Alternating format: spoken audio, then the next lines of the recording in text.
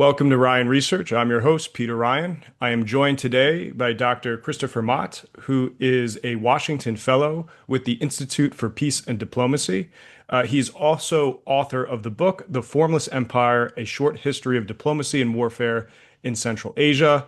And we will be talking today about some of my recent writing about the economics of empire, how Christopher's writing sort of on imperialism and other intersecting topics um, correspond to that, and how we look at current events through this lens of academic critical thinking. So, Christopher, thank you for joining me.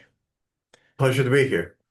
Would you like to just offer, in your own words, your own bio, or ideas that you are at this very moment most concentrated on?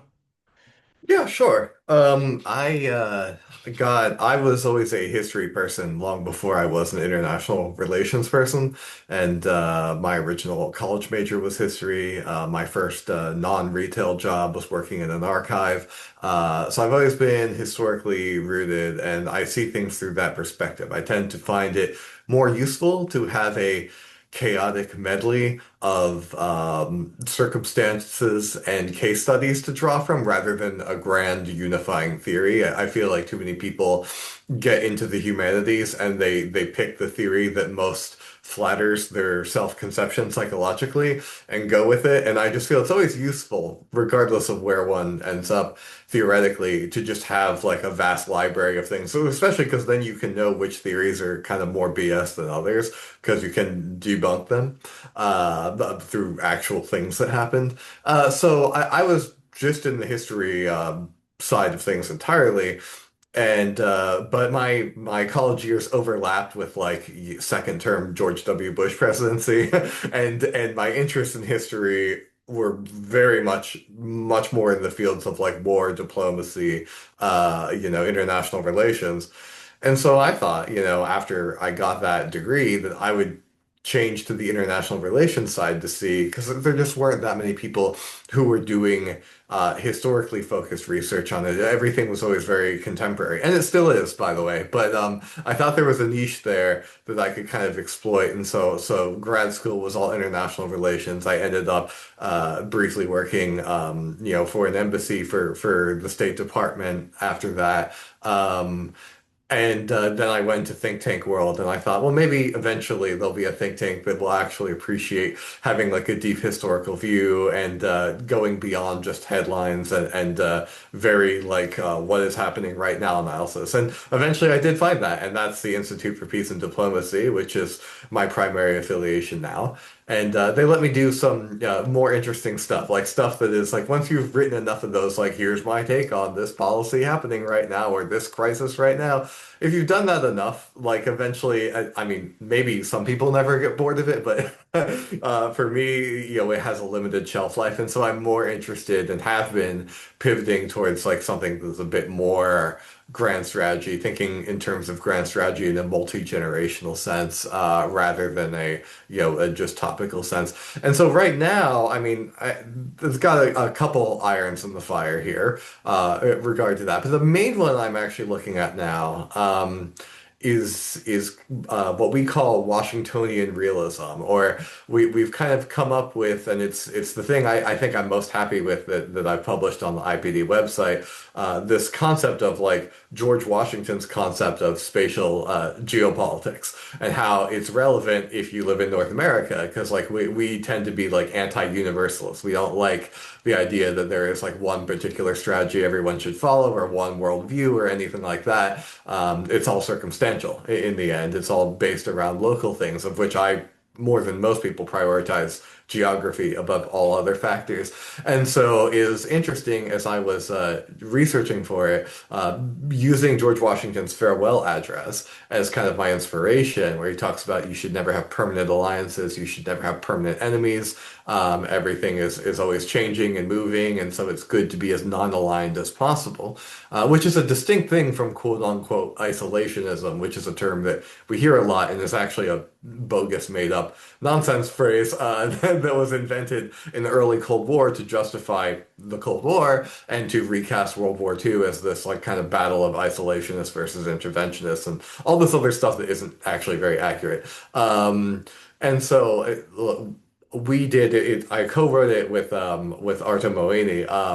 But I was doing most of the research for it when we were getting started, and the whole idea was like, oh yeah, like the U.S. could have a non-ideological alternative that isn't just bland realism. It's based off of its own historical experience. It's based off of centering its geography, and so that's where we kind of came up with Washingtonian realism.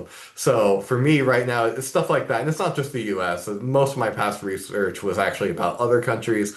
It's kind of fun to go back to the US for a while, but like I think that this principle also applies to other people. Like different countries are going to have their own version of spatially rooted, sometimes culturally rooted concepts of realism, and so that's what I'm interested in. So once I've done a bit more of this summer, I'll have a book chapter come out in an edited book.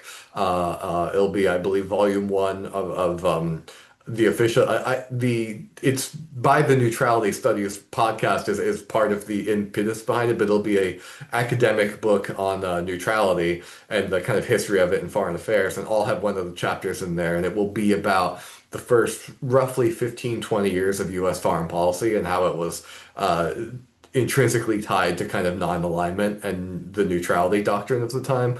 So there'll be more of that from me coming out in the future. But I want to, in the future, well, beyond that, we'll be pivoting towards talking about civilizational states more, and how our concept of them in IPD is nothing like Samuel Huntington's. We don't believe they intrinsically clash. We don't believe that there's just a battle of ideas whatsoever. But we do believe that there is such a thing as a civilizational state and why that is relevant to the study of great power. So that will fixate on other countries.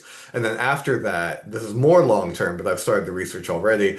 I want to do a thorough rundown of kind of what we call the king of nation states when it comes to long-term existence without being quite a civilizational state, and that would be Japan. So I want to do a rundown on, and I'm currently researching, not yet writing, on a kind of view of like Japanese cultural realism, its precedents, and how it's distinct from both a new nation state, like a modern nation state, but also distinct from a civilizational state, which tend to be, of course, more multicultural. A civilizational state is not usually dominated by 90+% of one ethnic group. It is usually more of a mixed bag. So exploring the differences between that, like looking into divergent, localized cultural realism, like that's kind of the thrust of my current worldview. And yes, that, despite what some people think, because the US is a young country, I do believe that that includes the United States as well.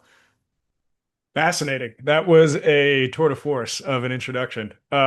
So I wanted to maybe start to explore maybe your recent writing that is about current affairs, but I think based on your introduction there and the introduction of your current Washingtonian realism idea, if we could maybe get into the historical analysis a little bit first and explore what we have today is sort of, many different ways to describe the American hegemony over the world, whether that hegemony went from unipolarity to if it is in multipolarity or if we are trending towards multipolarity.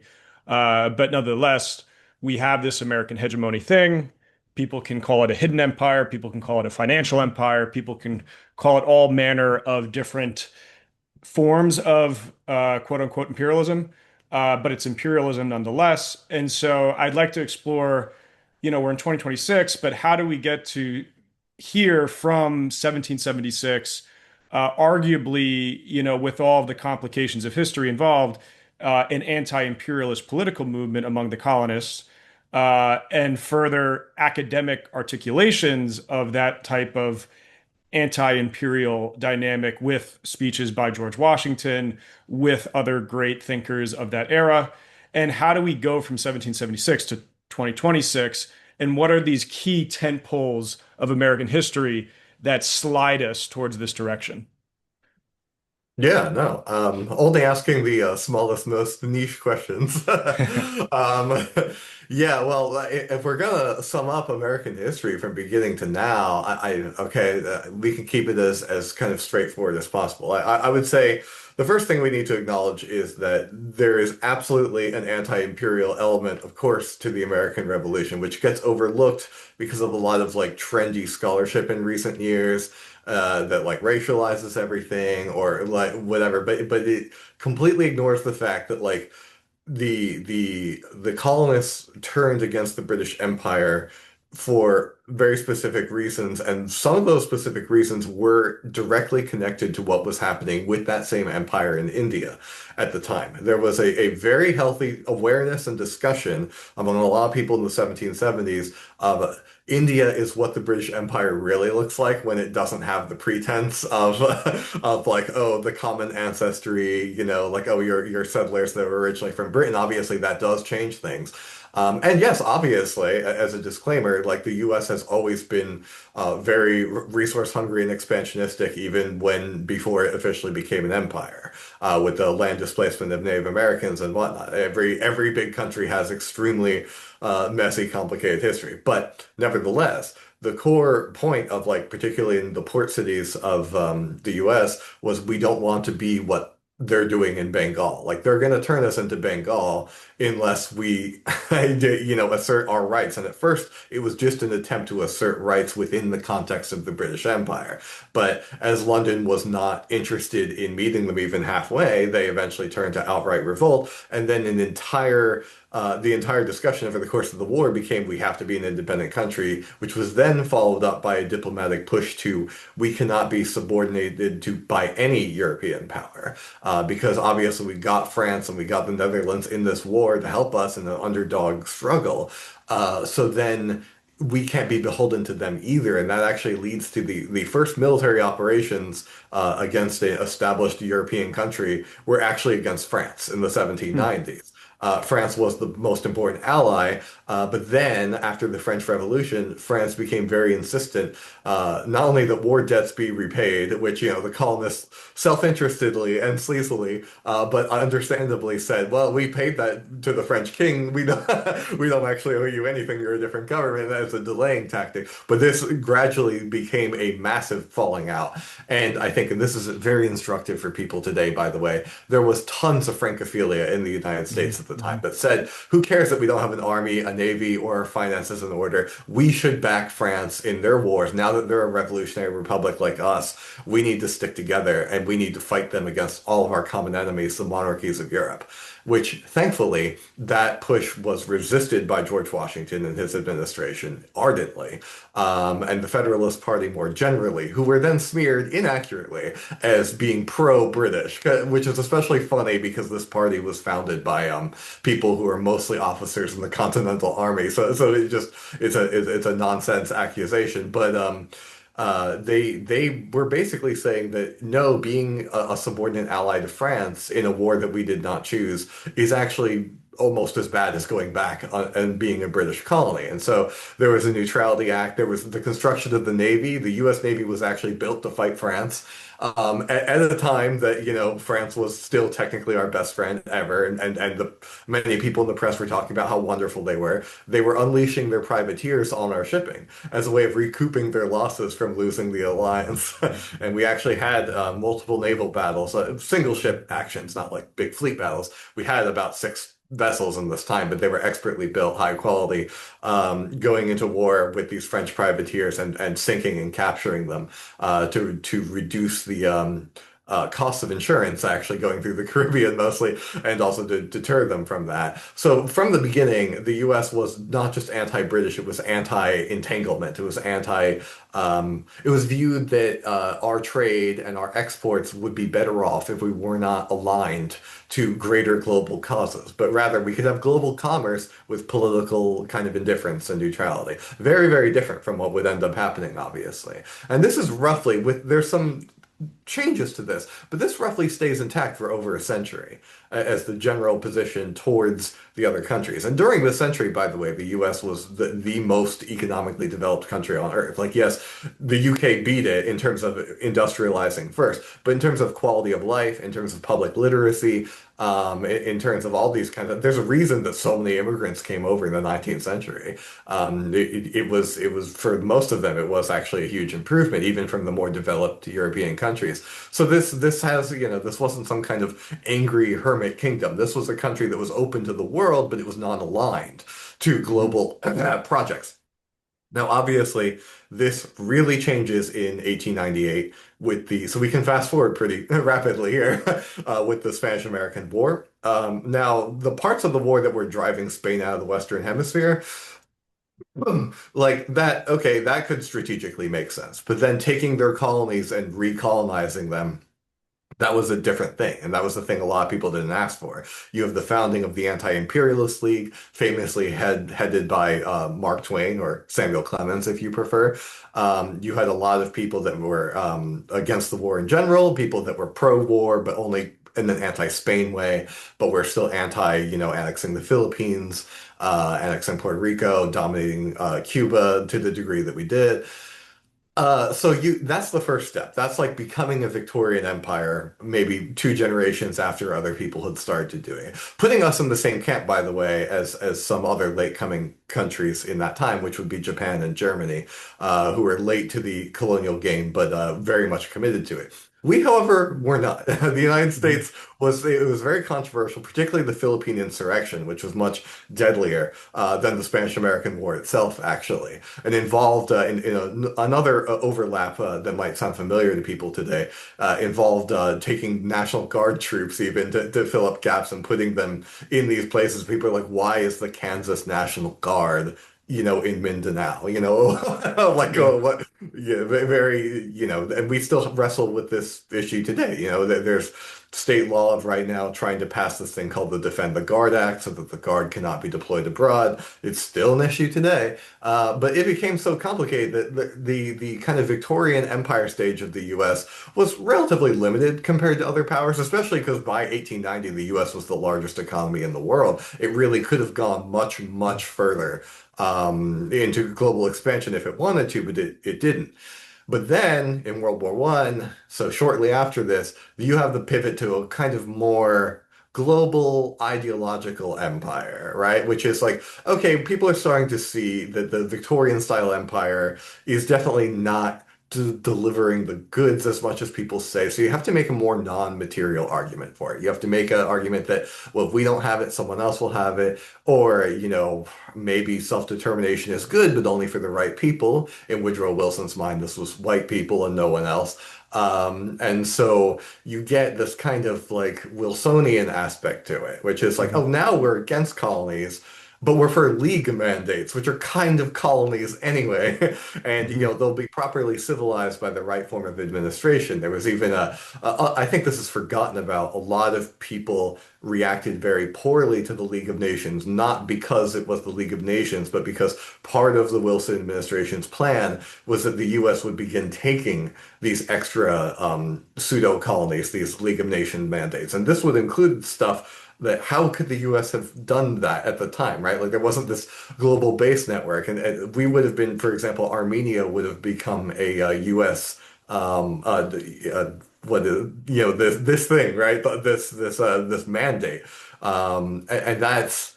People are like, what the hell are you doing? This is insane. Mhm. And Mhm. so you get the pushback, at least to the politics of the 1920s, also the increasing belief that British intelligence had manipulated the American press into the war.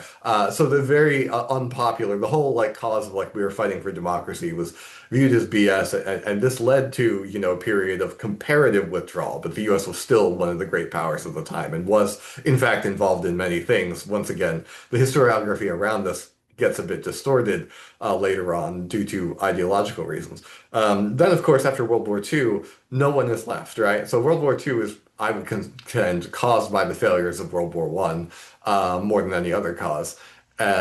which itself, the primary cause of course, was overly rigid alliance networks more than anything else. So World War II is the aftershock of World War One in a way. And at the end of that, no one is really left intact as a major power except for the US. So now the US is 50% of the globe's economy, over 50% of its industrial power.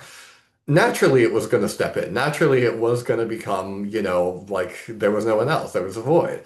But over the course of the Cold War, what starts as were the bulwark against communism and Soviet revisionism, which is, whatever one thinks about it, was at least strategically justifiable in the concept of geopolitics, gradually becomes about more and more about democracy promotion. It becomes about nation building, and it becomes like more and more global. Like the U.S. has a special mission, and this is tapping into old strands of American thought that aren't, shall we say, the school of thought that I'm interested in studying, the Federalists and George Washington, but rather it's like puritanical heritage, right? Like New England colony, the whole like culture forming as policy. No, I'm not saying that this was done for this reason. This is very much an excuse to get kind of the midwit class on board with like the global corporate spreading the corporation, spreading the military bases. But it is what it is, and it's a very U.S. is a very moralistic country, and so you get this kind of nonstop.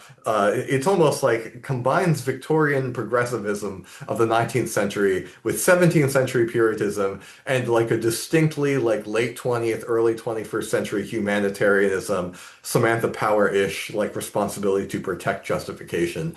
And you throw all this together, and now you have this like uniquely strong combination that can survive the collapse of the Soviet Union, can survive the end of the bipolar security excuse, and give people a reason, supposedly, to keep this project going even when there weren't any competitors.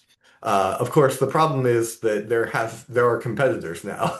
So even leaving aside all the miserable U.S. interventions that occurred and largely backfired on almost everyone throughout the 90s and the 2000s and the 2010s, which is a story I'm sure is familiar to most people that pay attention to foreign affairs. The key fact is we are no longer in that 1950 phase. We are no longer in that phase where the U.S. is 50% of the globe's like economic importance. It is literally unsustainable to be trying to form the world around the objectives of international finance as is singularly defined by a kind of global lobby network in Washington, D.C.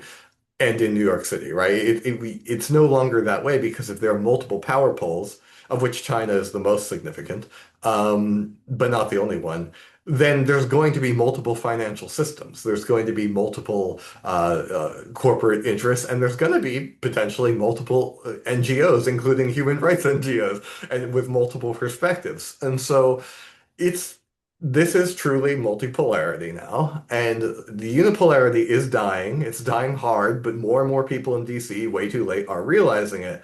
But yet this lingering, it's almost like institutional inertia, right? This like lingering assumption of like there must be a constant global maximization on US interests all over the place. And it completely ignores that the costs of that have just been going up and up and up, and the benefits of it have been going down and down and down. And this very much overlaps with the research you recently published, which like I come at this more from like the art of strategy side. It's super, shall we say, like qualitative. So it's nice to see a lot of my conclusions about like the failure of global empire replicated in your quantitative study, right? Because you did a quantitative study, you particularly looked at British imperialism, which to me is a really good example to use because it was truly global in a way other orders were not. And yet there was clearly the costs were outdoing the benefits. But like, and people could see this like even at the height of the state, right? And I would say that the same logic applies to the United States as well, particularly once you see the end of the Cold War, and just how there was a time that the U.S. could have saved immense amount of money on defense and immense amount of not having terrorist blowback and whatnot.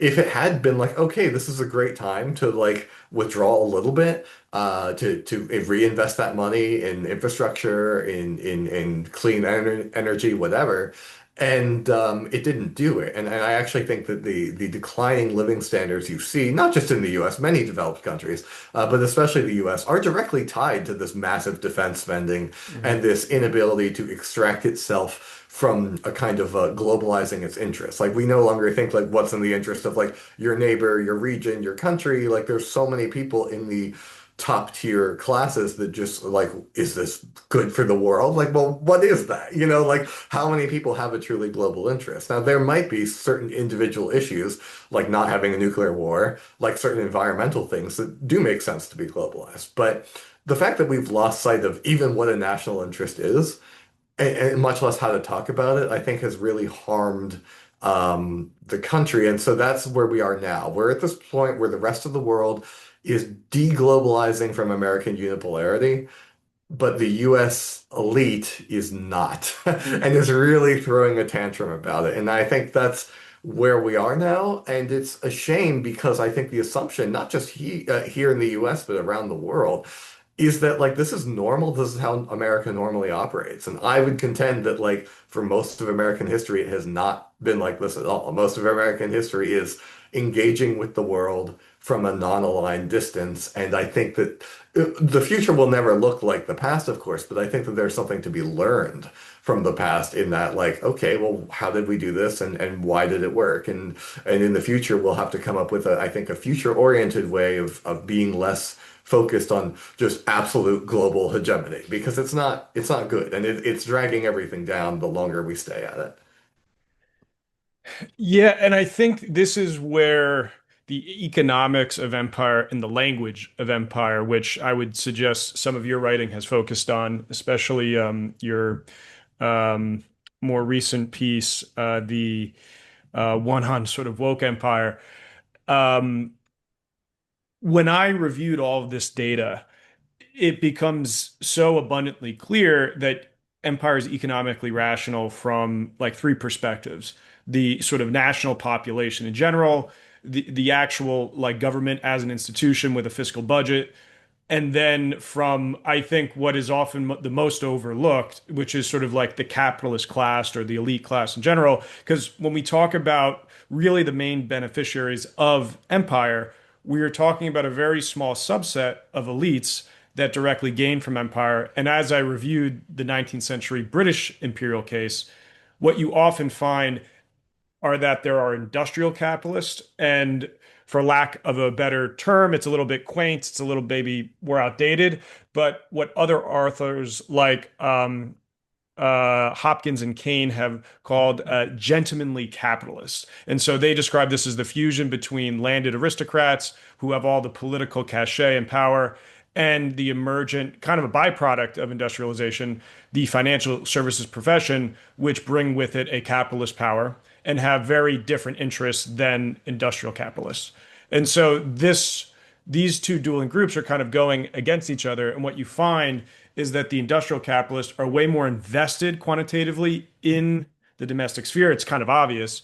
And they have much less concern with investing in imperial projects and wanting to engage in all of this spending in terms of military spending, in terms of taking debt out and paying interest on the debt as you go forward and forward. Then what you find in this gentlemanly capitalist class, which again is often centered even in a physical dimension of, London versus Manchester, London versus Birmingham, so forth and so forth. So you can see on a almost physical aspect how separate these groups are and where the distortion in institutional power comes out of. And so that's where, because eventually there are enough people waking up to the fact that empire is irrational from an economic perspective, you have a crisis. And so this is where this is not an obscure thing to be said. This is something that the 19th century liberals, such as Gladstone, was vocalizing, and their sort of even their construction of liberalism as a critique of kind of like government was sort of imperial overspending. And then further, the conservatives with Disraeli also admit the very same thing, that empire is way too, it has too much cost for what the benefits are. And so ultimately, with Disraeli especially, you enter in a phase where the only possible thing to prop it up is more and more jingoism.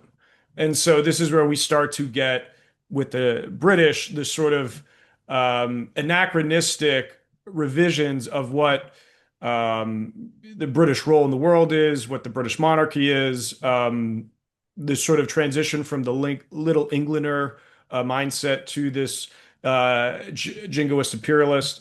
And I would say this process really completes within the World War One period that like cements this ideology and replacing the Little Englander.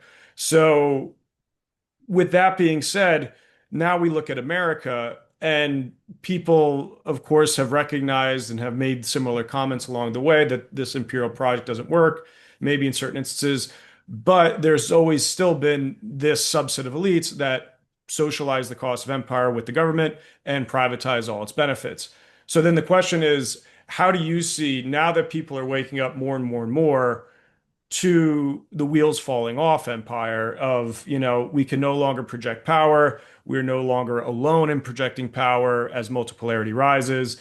And the decisions that are being made are blowing up in ever greater ripple effects, such as, the extreme high prices in oil today and what people are predicting tomorrow.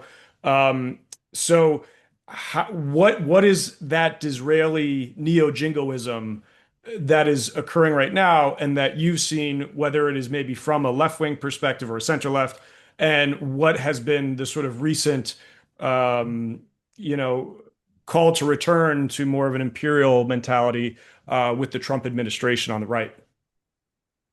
Yeah, well, there's a very key difference, I think, between though so most is similar, but the key difference between 19th century Britain and present day America is that some of our industries that our hard industries aren't actually locally rooted anymore, right? And I Mm-hmm. don't just mean like, oh, this company offshored. Like, yeah, if it offshored, it's not here anymore. I'm not talking about that. I'm talking specifically about how private defense contracting works. So, like, our private defense contractors are often locally based, and they do actually make stuff here at home. Um, my home state is Pennsylvania. We make a ridiculous amount of the shells going to Ukraine. But here's the thing. The alliance networks, the what I would consider the overly large, overly expanded alliance networks, do actually benefit this particular field of industry, part of which is still located in the US. It is tied to the alliance networks. How much of our munitions is bought by NATO, is bought by Israel, the Gulf states. And so I personally don't think, though, that that means that you have to therefore be in alliance with these states. I mean, there's plenty of examples of countries selling hardware to states that they were not yet in alliance with.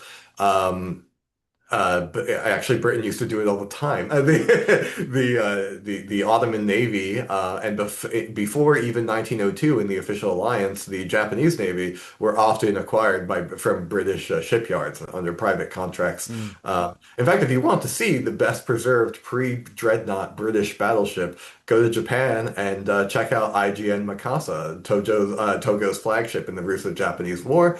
That's a great example of all Edwardian British naval architecture right there. Probably the best one that you'll find at that scale. So these things have precedence, but there is they're not quite as distinct as perhaps they used to be. So much of what we make for the defense field is explicitly like meant for foreign export. But I personally don't think that that requires an alliance network. That would still be the case whether there was or not. I mean, after all, a country like Turkey has a homegrown domestic arms industry, a growing one, once again showing multipolarity, and yet also will buy stuff from the US and China and Russia all at the same time. And that's something that you're going to see more of as more Mm. of these middle power nations expand their ability to assert their own sovereignty, both economically and otherwise. They're just going to buy from everyone, and it won't require a direct connection. In some sense, greater levels of non-alignment may actually help people make a sale because it won't be seen as much as, oh, now I have to buy into this whole thing, right? I have to be on the hook for everything that this group of nations believes in. It might be better for a country to not. But either way, that's a level that makes it a bit more difficult, right? And so that's connected to lobbying, which of course I think anyone can recognize as legalized corruption effectively. Whenever people look at those lists and like, oh, the most corrupt country in the world, I'm like, and the US is always like one of the better ones. And I'm like, but if you count lobbying as corruption, which it is in Yeah. terms of effect, whether it's legal or not, then the US would be the number one most corrupt country in the world because the amount of lobbying is just truly unhinged. And that's part of the problem, right? So you have these countries and foreign lobbies, both, tied together through the arms sector. And then the arms sector, of course, pays for lobbyists. And Mhm. lobbyists, of course, pay for congressmen to get reelected and senators to have nice dinners. And so it becomes a big feedback loop. And this was probably the hardest thing to deal with.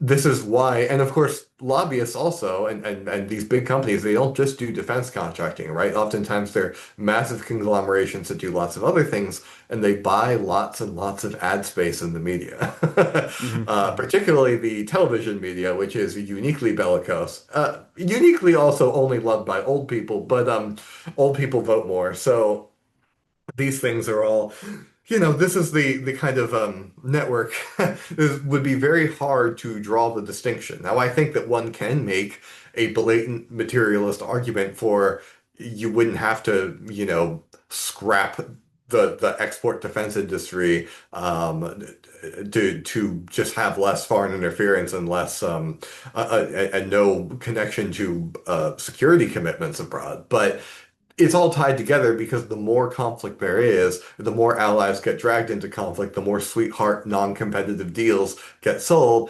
And so, like, I think corruption just makes the whole thing run. And Mhm. so in the end, it really, I think domestic legal reforms would be necessary. It's not just a grand strategy thing, though that's Sure. obviously a part of it. And it's not even just this industry versus that industry. It really is like we have to change the laws about this stuff. And yeah, so how would that change? I don't know, but I do know that that's how the mechanism reproduces itself.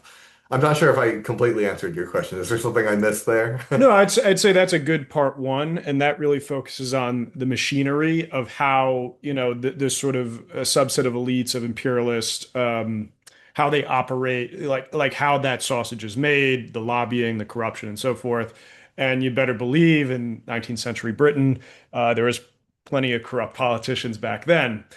So then my next follow-up question would be more of on a part two, where, okay, so that's the elite machinery. That's how this sort of hijacking of the government to socialize empire's costs and privatize its gains. That's how that works. But then as there's increasing awareness of the economic irrationality of empire, as well as all of the moral and subsequent issues that come along with it. I mean, even if it's not just moral, just more of like a realist geopolitical stance of like you know, you can't be like going against allies or disrupting global markets in this way. It's just this is not how you logically maintain hegemony.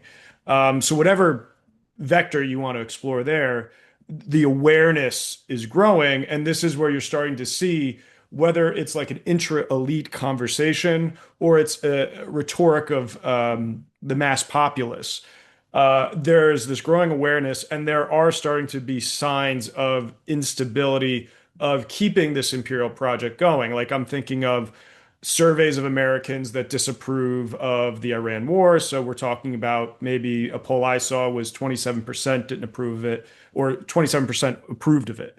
Um, and you're seeing things like this. You're seeing people that are very much the old style, bought and paid for shill politician facing huge competition in what's coming up. Some people already being defeated. And so I think we're at a real inflection point of the logic's no longer working, the rhetoric's no longer working. And so that's where I'm so interested. Like today, like we seem to be from the top down personified by the Trump administration. And in particular, what stimulated my attention to this subject was the Munich speech by Marco Rubio in Europe Mhm.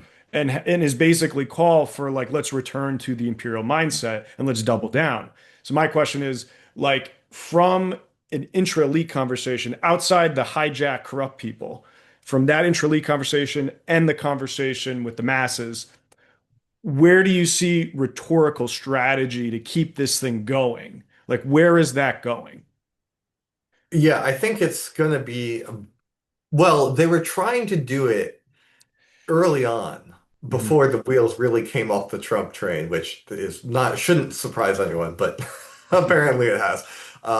They were justifying all this by doubling down into a kind of spheres of influence argument. Now, Hmm. if we're going to run this big, massive, powerful empire, which I'm not in the world's biggest fan of, but like as a proper realist, I'll deal with whatever I'm given.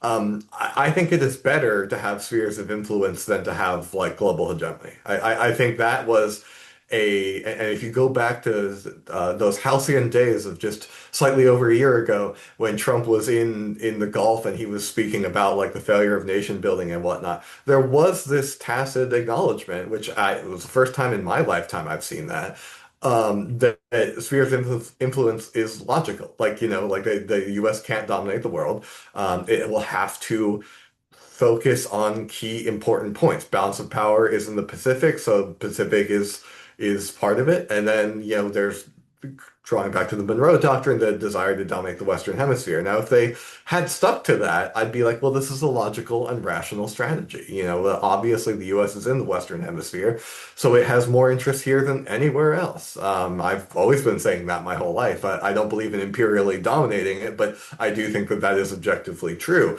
I'm not the world's biggest fan of transatlanticism because I think geography should matter much more than perceived cultural or ideological ties when talking about who you're friends with.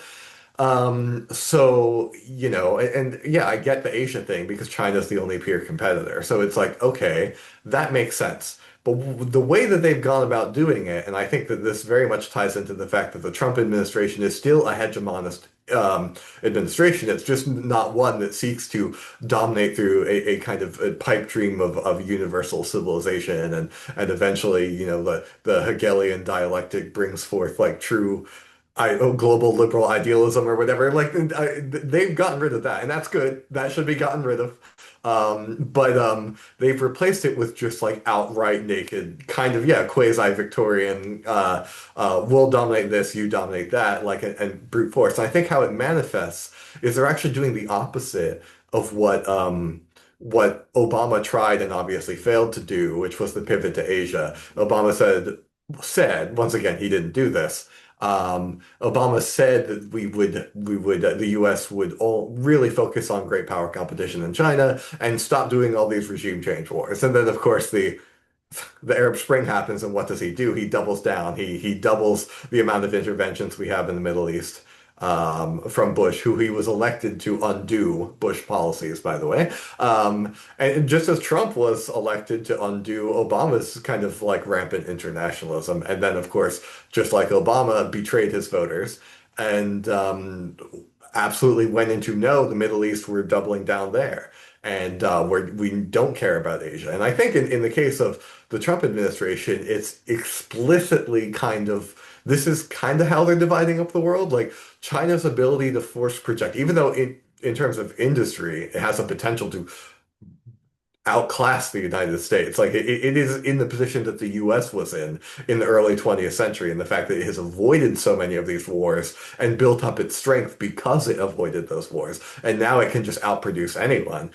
So they're wisely playing the long game over in Beijing, but they're not yet at this place where they can just force project where they want. So I think the DC assumption is one day they will be like that. So while before they can get to that point, we'll go around and we'll make the maximum gains at the expense of the countries that they assume can't defend themselves as much. We will maximally attack the global south.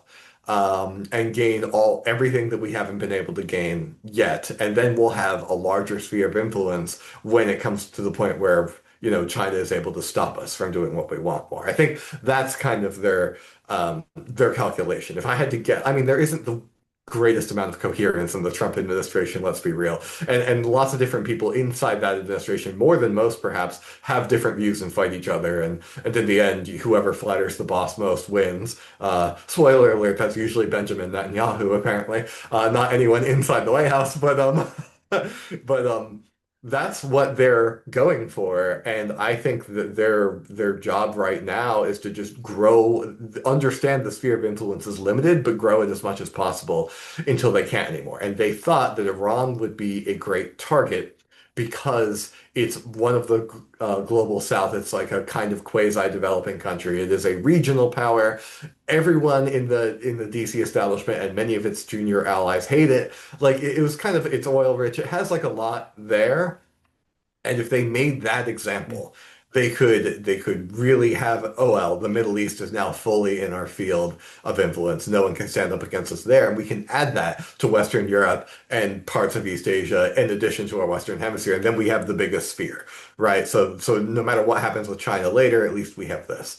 That obviously was, I mean, leaving aside that it was a dumb decision, and also that anyone who has been watching Iran for the past, 2 decades has known that they have spent that entire time preparing for this scenario, and we have not. We've just been like half-assedly just going from one country to the other, doing whatever we want. So. And there's a bunch of reasons why I've long predicted that Iran would not only fight back, but fight back very effectively. That's probably a different conversation. The fact that people in DC didn't even see that just goes to show how out of touch they are. But their rationale and the very big picture is probably somewhat logical, using their own logic in this way. They want this total kind of domination over certain areas. It won't work though if people successfully fight back against it. And now we're seeing the whole world literally paying the price, whether it's at the pump or with fertilizer or with plastics, whatever. Like the entire world is going to see the US interventionism as the biggest problem.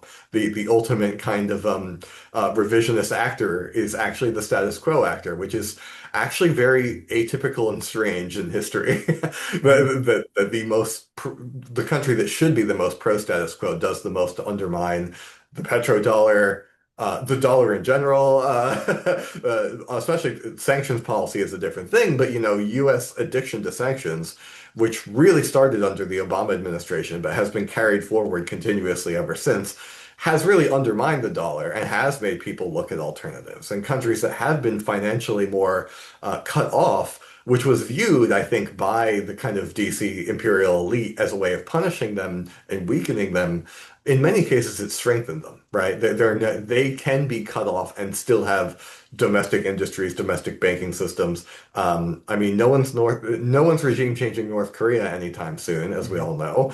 And Iran being heavily sanctioned has probably helped its domestic industry and its ability to mass manufacture these like $10,000 Shahed drones in like ridiculous numbers. So I think, right, if anything, it just underscores the failure of globalization to serve the imperial project.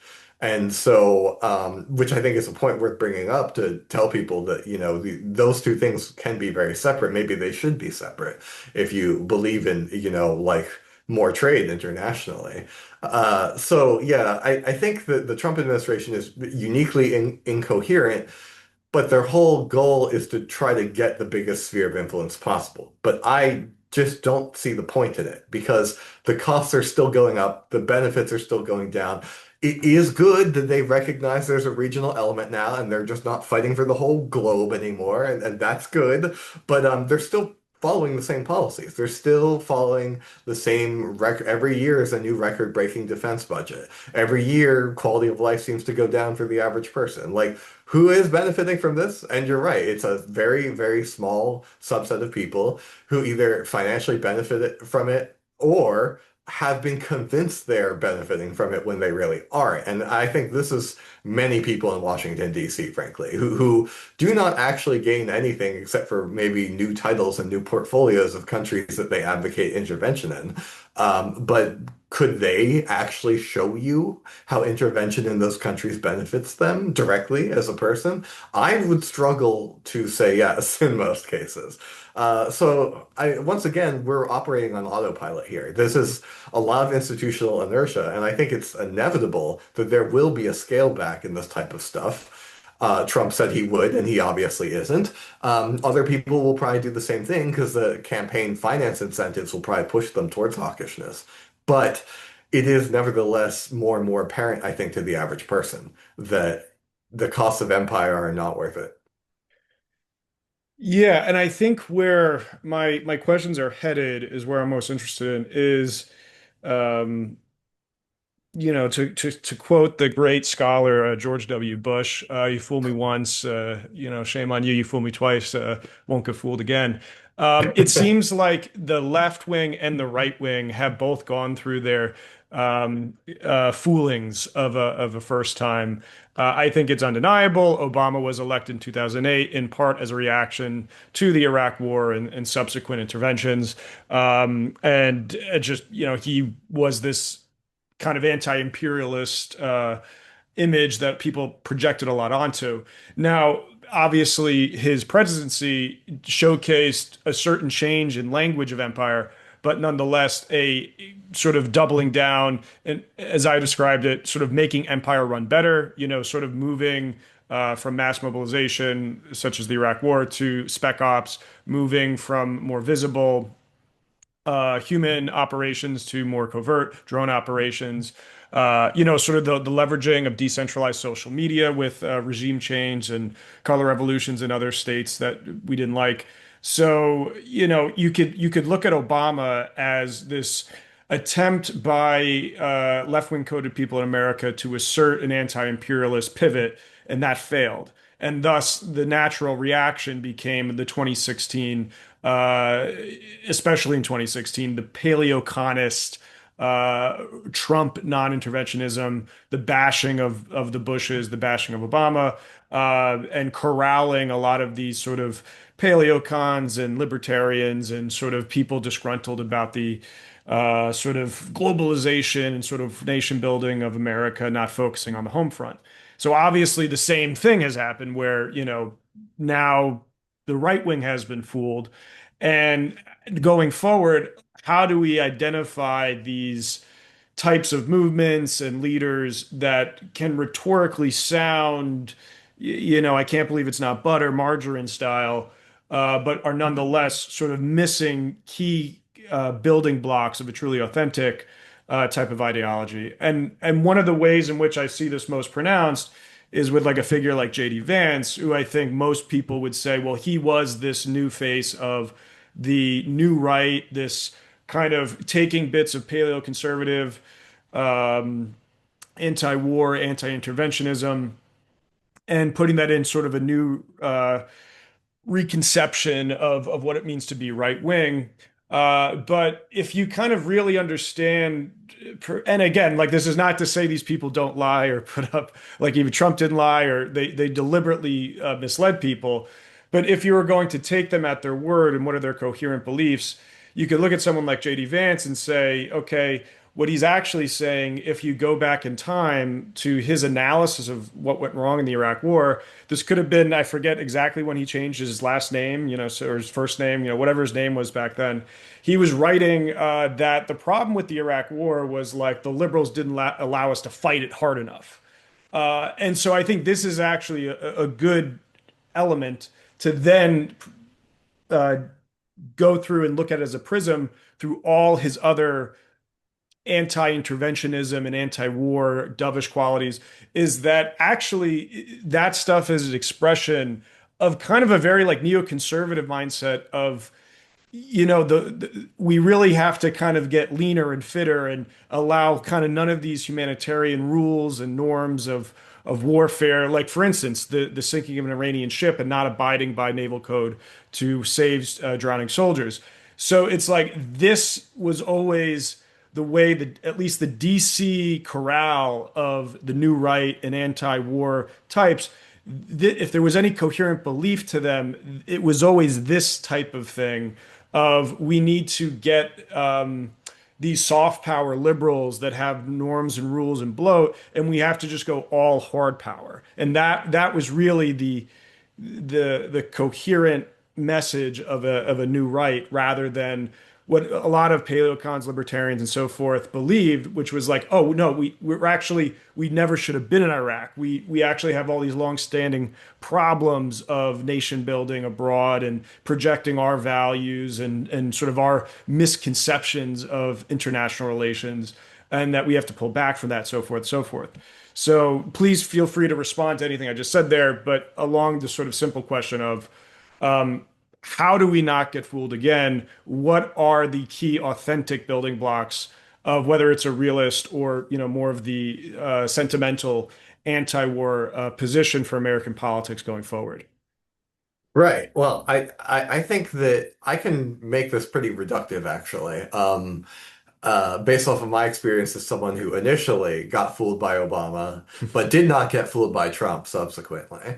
Um, and Just as a little post-it note there too, if you go through George W. Bush's campaign speeches, he is actually the more rhetorically anti-war, anti-nation building he candidate. was, Yeah, which people including in miss. debates too, Yeah, in yeah, debates with Al Gore and everything. Yeah, no, it's absolutely true. It's also true that with the possible exception of 2020, where the issue didn't matter at all, it was yeah. all COVID reaction.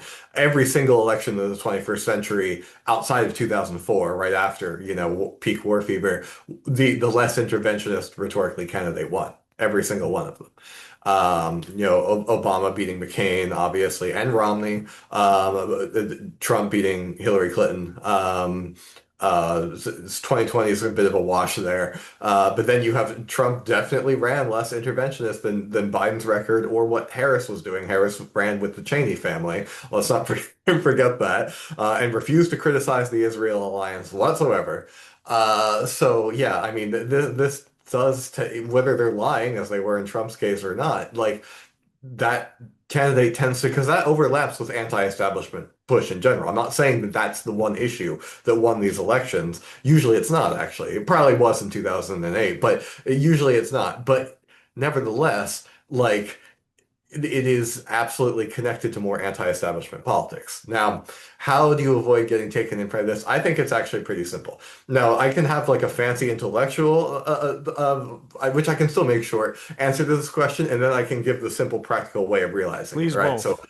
yeah, okay. So first thing first, I say, do they have a spatial understanding of the national interest? Is there an actual, first of all, understanding of the national interest, as opposed to like this vague thing called like America and is it respected in the world or whatever nonsense. Like can they articulate how the average person benefits or suffers from a specific foreign policy? So that's the first thing. And they have to use specific examples to that, not hope and change, but something very real, what areas might they be maybe hawkish in, but maybe not others, like I want to see a specific discussion on that. So spatial relationship, because it shows that they don't think the whole world is their playground.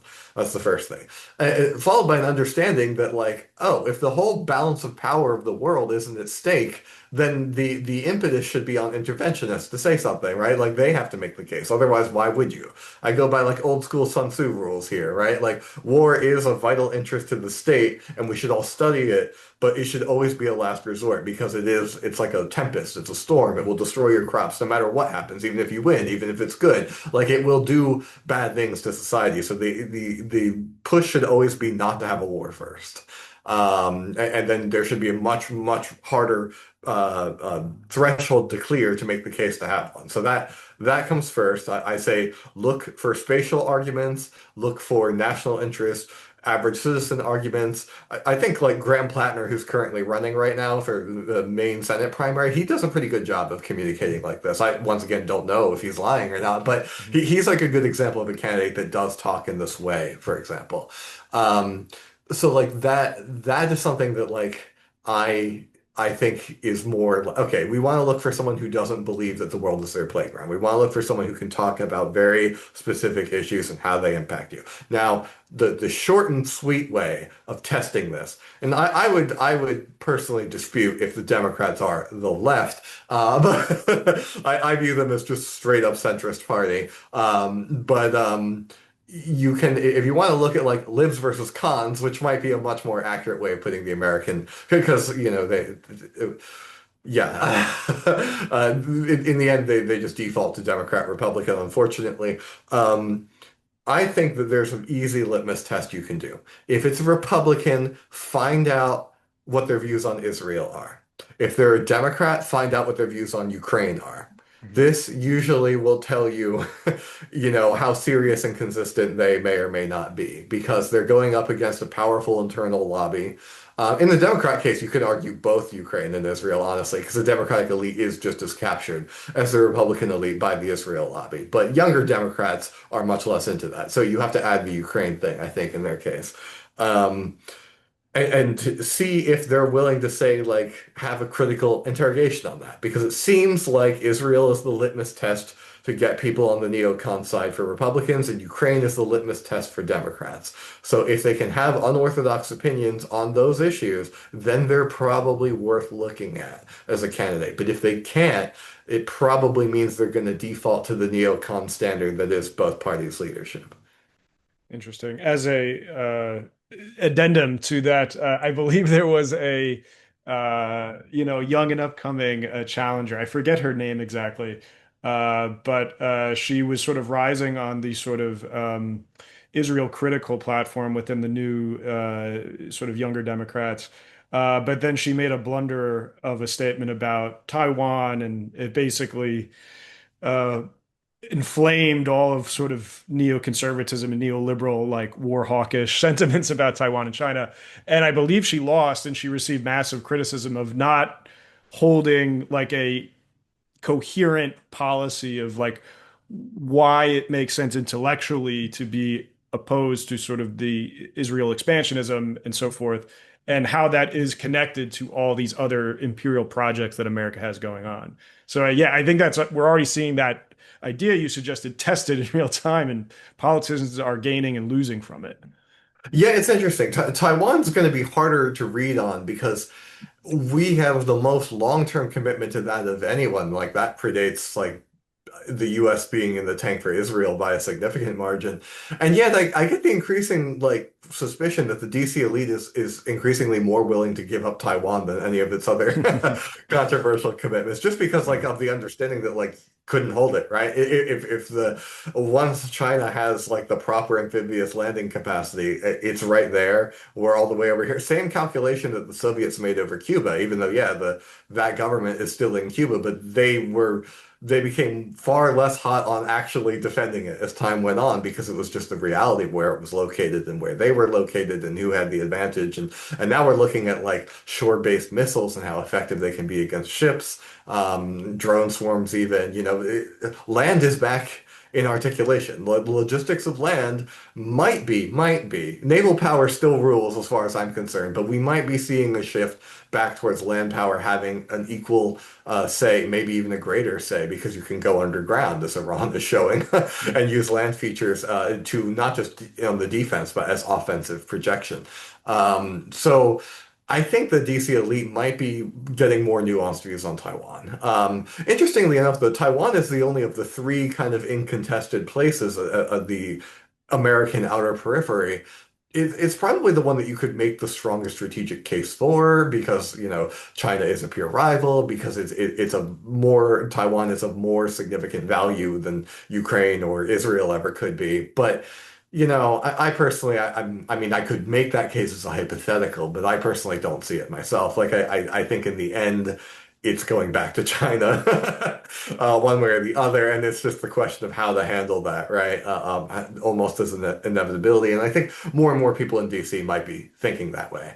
But yeah, no, I mean, I'd be willing to grant candidates more of a leeway on Taiwan just because I think the strategic ambiguity that is official state policy around it has made the issue so ambiguous that it is hard for your average person to articulate a view on it.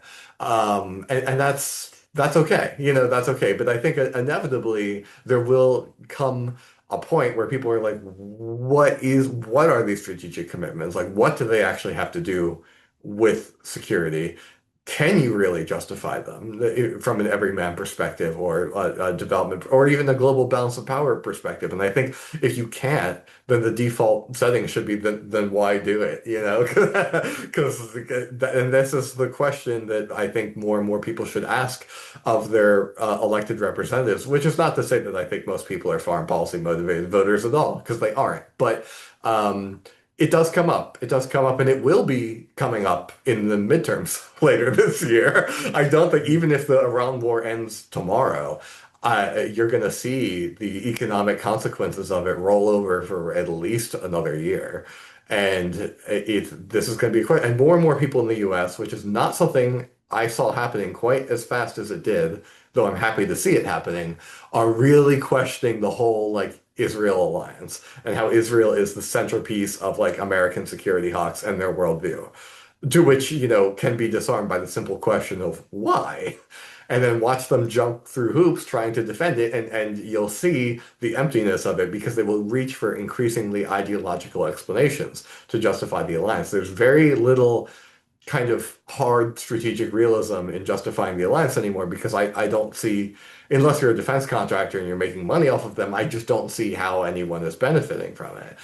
So you see all this stuff about clash of civilizations, about Israel bearing the torch of, whatever into the barbarian hordes of the Middle East. And this brings us back to that Victorian worldview again, right? This is like a weird little state that is very much like living the settler dream, if you will. And we're supposed to love it and defend it because of reasons, because we signed on to, because of World War II, because I mean, it just keeps all pulling the stuff out of the hat. And I'm like, okay, but none of those to me is a vital strategic interest. And I just don't see anyone being able to defend it in those terms. So do you see the um, awareness of the American public and this sort of intra-elite conflict that's emerging of people just recognizing among themselves up there in DC or New York or wherever that this doesn't make any sense, that there's this inevitable multipolar challenge that will, and the decline of sort of American power in the world, these will all manifest in a necessity for the American governing elite to take on more of these realist approaches, to actually restrain the empire, to actually make smarter decisions and focus at home?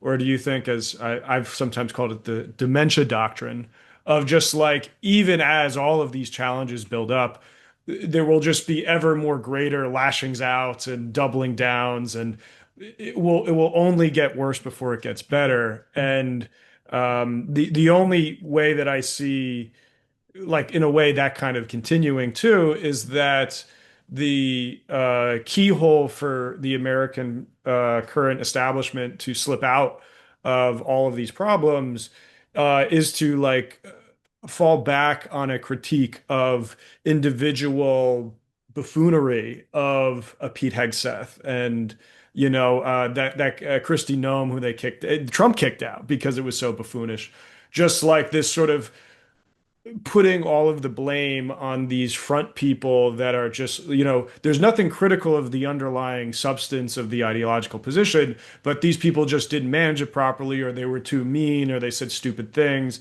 And so we might impeach these people, we might bring them in and maybe throw the book at them, maybe even put them in jail.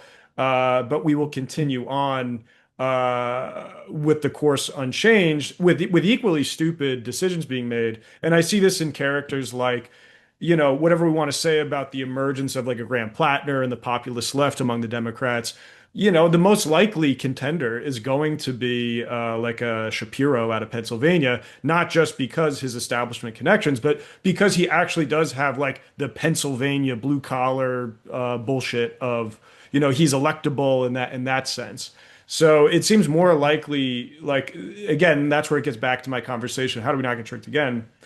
That the steering of this critique will go into just like it's a critique of buffoons, not substance. Yeah, well, I think what's happening is they're trying to pivot. We're getting the second of your scenarios where nothing Mhm. is changing, everyone's blaming ridiculous individuals and trying to hold on and pillage the treasury as long as they can before the ship sinks. But I think the first scenario where America has to re resort back to realism is inevitable. Like Mhm. it's gonna have to happen because the world will make it happen, regardless of people want it to happen or not. And so the question is, when will it happen, not if. It will Mm. happen, but when. And the longer they hold out, the worse it will be. The more of this pathetic, the more of this nonsense decisions will be made, the greater the costs of retaining the dying empire will go up, the more civil liberties we lose, all of it. The longer we hold out for making an actual sustainable and beneficial grand strategy for the average person, for even diplomatic reciprocity with other countries, the more they delay, the harder it will be, and the more embarrassing and stupid it will be when the change comes. But the change will come. It will have to come because otherwise, it's initiate a world war or a nuclear war to maintain hegemony, or just get dragged into the stupidest never-ending crap imaginable, which eventually then ends up with the massive civil disobedience at home and domestic instability. So they're going to have to change, but they're going to try not to. Like I often call this, and especially with Biden and Trump back to back, I think it's apt. I call this our Andropov-Chernenko era of the United States, where we're just like in 80s Soviet Union time, and there's increasingly decrepit, elderly, potentially senile leadership just refuses to let go, and people want to let go. Smarter people down the line want to let go, but the delusion is the only thing keeping the elite together, so they have to double down onto the delusion. And they find like I don't know, I guess you could call them like young fogies. They find like young people that agree with them, and then they hold them up as like the future generation, right? But like I remember, that when they were trying to sell Mayor Pete to us back not that long ago, and they were like, oh, he's the same age as you guys, like he's cool and hip, and I'm like, he has the same worldview as all the like ancient decrepit ghouls that are currently singing his praise in the media, and that's why they're holding him up. They do the same thing with Alyssa Slotkin. This new governor, whoever she is, congresswoman, whatever from Virginia, Spamberger, they do this, and then a lot of these like young Republican groups are very similar to this. They find like this like new edgy guy, but he's really just like a Ben Shapiro type, right? Once again, the young fogey, totally young fogey kind of mentality. Their worldview is no different from the people that are infinitely older than them. So what's the point? And they try to put these things, and this is how they rearrange the chairs on the decks of the Titanic. Like they're just trying to avoid everything. Maybe they'll die first before any changes have to happen, and they won't have to get blamed for anything. And it's a very selfish, navel-gazing mentality, but that's where we are. Mentioning Josh Shapiro is interesting. I am a Pennsylvanian, and it's interesting because like I have to have a slightly nuanced view because he's actually a pretty good governor. Mhm. And but I don't want, just once again, you have to draw distinctions here. I don't want him anywhere near any position where he has important views on foreign policy because he may be good at running a state, and he is. I'll give him that. But oh my God, Yeah, having that's that part of guy, the insidiousness of, yes, there are these and that's the thing. It's like this, like the Trump people are all about like a return to jingoistic imperialism of masculinity and all that type of stuff. And now, like with a Shapiro, you're getting let's return to credentialism and return to yes, expert management, And so oh that's yeah. the ploy of it all. Oh, if you really actually now that I've thought about it, and this might even be better than the Ukraine thing, if you really want to judge like a Democrat's viability to have sane views on anything, not just foreign policy, ask them what their opinions of the West Wing are. Because I guarantee you, if they love the West Wing, they have dog shit opinions on everything else. Yeah, yeah, yeah, yeah. That's yeah, I might take a page from that and maybe what's the English kind of political show, The Thick of It? Oh, It has people Yes about that. Minister. The British have Yes Minister, which is more Okay. comedic, but it still has that. Like the people that like Yes Minister are still very much that like storm right wing of like British politics, right? So, Yeah, the Thick of It, I believe, was the original writer. He took that, he copy pasted the idea to create the Veep.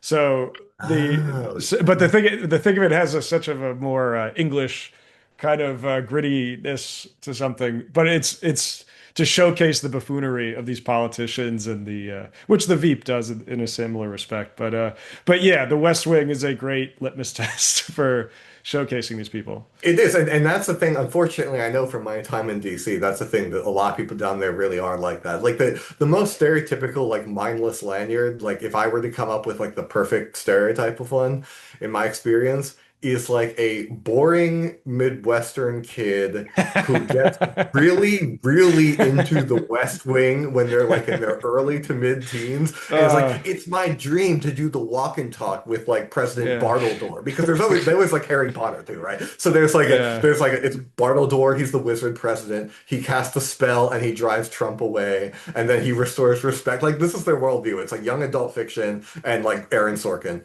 And this is like they get this stuff in their minds when they're teens, and then they're like, my biggest dream is to like go to Georgetown. And then they move to DC. It's the first time they've seen like a building more than like 4 stories tall. And then they get like really excited and they're like, this is the center of the world, even though it's like it is the center of the empire, but like no one would ever think that DC was the cultural center of America, like not remotely, but like they get very impressed by it. And then, these and both parties have these sophisticated apparatus to like if they're right thinking enough, they get promoted up the thing and they create this kind of cadre of people that don't have the best critical thinking, but they are very like precocious go-getters. They're good at taking tests, but they're not good at writing essays, if you know what I mean. And you get like that kind of a thing, and that kind of replicates, and those become the imperial managers too, right? So mm-hmm. that becomes the people that view the empire as vital and existential without necessarily knowing why in a way that other people could understand, right? So it gets obfuscated under all this BS. And yeah, that's what, but what's even scarier than that would be the people on the other side whose primary cultural touchstone is something like Left Behind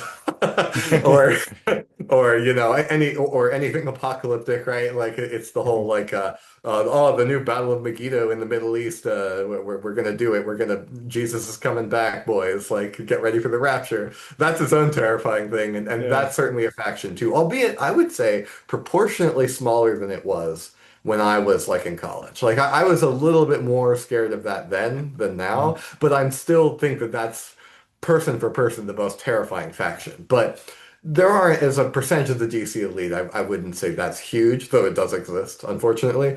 They're more outnumbered by the Sorkin people, who are kind of the the baseline standard. And now there's also like with the more thoughtful right, there's this kind of like Catholic reactionary element, which is like not batshit insane like the evangelicals are, but it has some of the similar things, like still a bit of a Middle East fixation, still kind of injecting culture war into foreign policy understanding. Um, Given this kind of, because they haven't been around that long, I think they're given a certain amount of credit that they don't deserve from many kind of like middle brow, but more anti-establishment thinkers. But deep down inside, it's a similar thing. Like they view the point of the state is to wage an ideological project. Mm. And I would greatly contest that that should be the point of the state. Yeah, it's interesting. There's these factions that compose the rank and file. And yeah, last time I was in DC, I was just laughing because I was like kind of in my own mind reflecting at these groupings at a cocktail party. And they're very much the hayseeds. Sorry, guys in the Midwest, but like there are these kind of very, like if you wave your hand in front of their eyes too fast, like they won't see anything. Like there's people that just don't get the big grand strategy, the sort of underlying subaltern currents that are fueling things. And so those are perfect people to compose the rank and file and to be given cue cards of what they're supposed to do.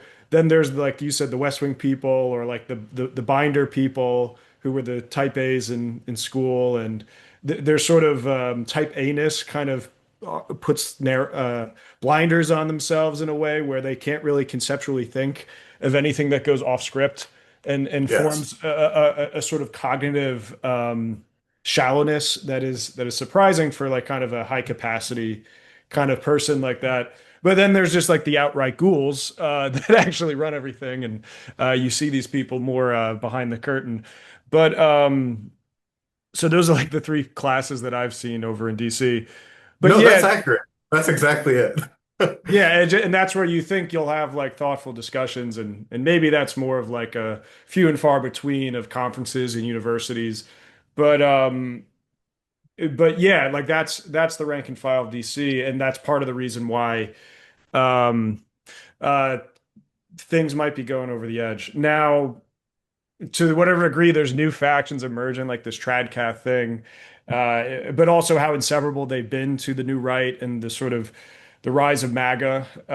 And do are they just inherently anchored to the sinking of MAGA as we like get through this Iran war and we have what people all predict are going to be the resurgence of the Democrats?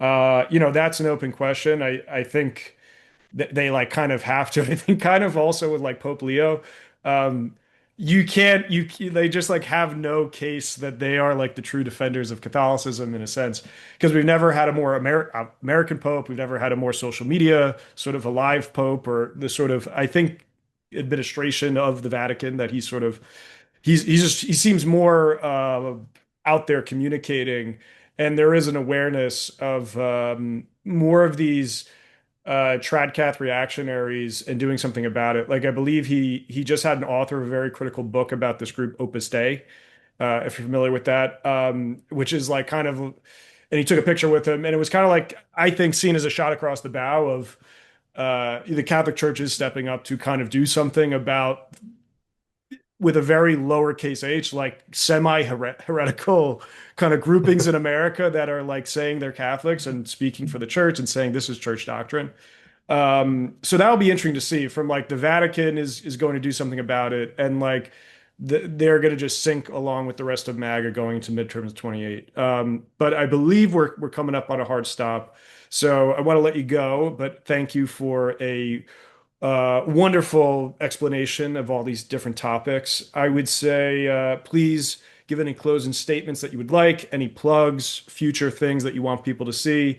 And yeah, and maybe just take a page from the historical reflections you've made of early America and how that needs to reshape how we think about American politics and foreign policy. Well, I think I can go a bit, perhaps ironically, more global than that. I would say that I think more and more people, regardless of where they live, should be suspicious of large permanent alliance networks because I think that those are what is more likely to drag you into trouble than to get you out of it. Now, not every country is the same. This is kind of the whole point of everything I do is say not every country is the same, so there can be no universal strategic values. But I would say that if you have to get involved with these, make sure, just be very cautious because I think non-alignment is the best starting position for anyone if they can afford it, simply because of the dangers that come from spiraling escalation ladder. So something small happens in a part of the world, it's in everyone's best interest if it stays there. It doesn't become a regional and then a global war, right? And that was a logic that the US used to follow for a very long time, and it doesn't anymore.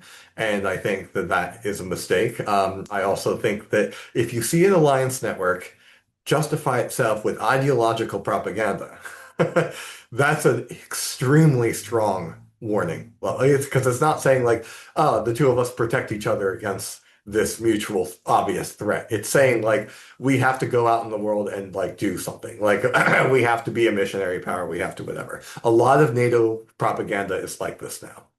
And I think people should be very, very aware of what that means because it means that they can't figure out a more concrete way to justify the existence of an alliance network. And that really should set off alarm bells.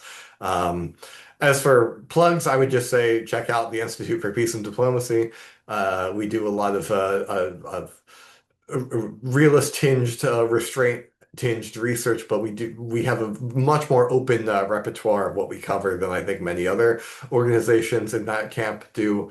And we're always open to and looking for, people of like mind in other countries, right? To see how in the future will people engage in diplomacy? How will multipolar diplomacy look like? How to keep it as constructive as possible? And these are questions I hope everyone keeps in mind, right? It's not just about critiquing the present order. We need to think about the next order in a more constructive way. And right now, we should be doing that so that there is always not just we need an alternative, but here is the alternative, right? A kind of the great grand bargains of the future will be made by like-minded people in different countries who realize what the problems with the old order were and try to move towards something else. So yeah, that's all I need to say, really. Great. So once again, thank you. And everyone, please go check out all the links I'll include in the description down below.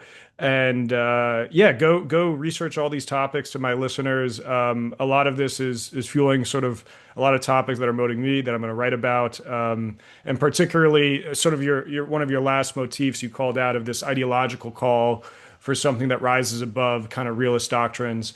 And I would say like a closer critique of manifest destiny and all its permeations that cut through left wing, right wing discourse in America through 20th and now 21st centuries. That needs to be done. I just came across a great book, A Failed Vision of Empire by Daniel Burgess, I believe. I'm reading it right now. It's actually a great articulation of inspecting the real-time critique of manifest destiny and the expansion of American empire, principally by the Whigs in early America, and how this anti-imperial strand was actually much bigger, much more articulate than we would kind of believe from sort of heralds of American empire or the critics of American empire, that there is this very robust intellectual tradition of anti-imperialism in America, and we should return to that. And please look forward to my blog as I try to focus in more on that. So thanks again, Chris, for coming on, and I appreciate your time. Thank you. It's a pleasure.